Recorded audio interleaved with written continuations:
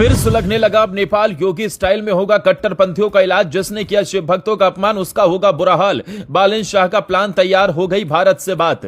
नहीं बचेगा कोई भी कट्टरपंथी। योगी बाबा ने बढ़ाई बॉर्डर पर भी सख्ती। आखिर कौन है जो कर रहा अब नेपाल में हिंदुओं को टारगेट?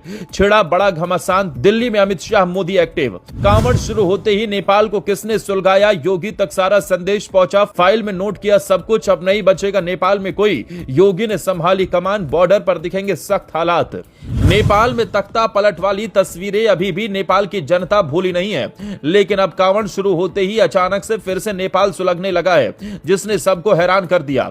क्योंकि नेपाल एक ऐसा देश है जहां भगवान पशुपतिनाथ की आस्था करोड़ों लोगों को जोड़ती है, जहां हर साल बड़ी संख्या में श्रद्धालु धार्मिक यात्राओं में शामिल होते हैं। लेकिन इस बार कांवड़ यात्रा के दौरान सामने आई कुछ घटनाओं ने पूरे इलाके का ध्यान अपनी ओर खींच लिया। क्योंकि नेपाल के कुछ इलाकों में हालात बिगड़ने के बाद प्रशासन को सख्त कदम उठाने पड़े।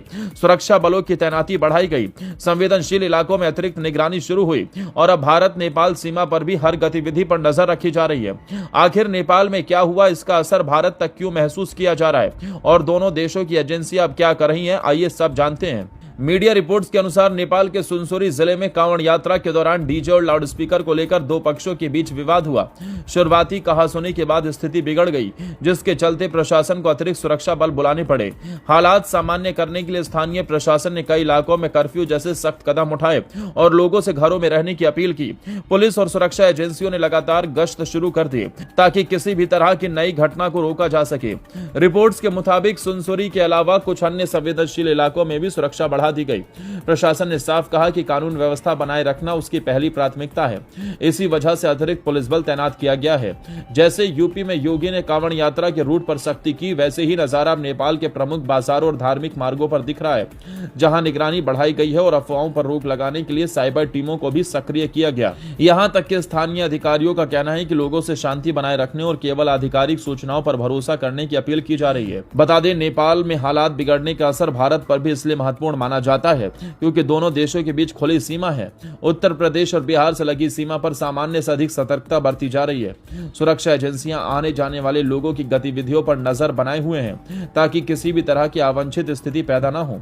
हालांकि दोनों देशों के बीच आवागमन जारी है और सीमा पूरी तरह बंद किए जाने जैसी कोई आधिकारिक जानकारी सामने नहीं आई। इस पूरे घटनाक्रम के बीच उत्तर प्रदेश की भी चर्चा हो रही है, क्योंकि यूपी में कांवड़ यात्रा शुरू होने से पहले ही मुख्यमंत्री योगी आदित्यनाथ ने अधिकारियों को सुरक्षा, साफ सफाई, यातायात, चिकित्सा सुविधाओं और कानून व्यवस्था को लेकर विस्तृत निर्देश दिए थे। पूरे कांवड़ मार्ग पर पुलिस, पीएसी, ड्रोन कैमरे, सीसीटीवी और कंट्रोल रूम के जरिए लगातार निगरानी की जा रही है। प्रशासन का कहना है कि यात्रा शांतिपूर्ण और सुरक्षित तरीके से संपन्न कराना उसकी सर्वोच्च प्राथमिकता है।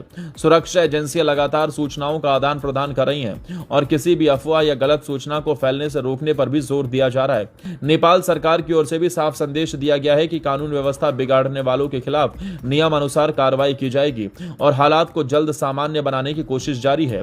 प्रशासन ने लोगों से शांति बनाए रखने और किसी भी भड़काऊ सूचना से दूर रहने की अपील की।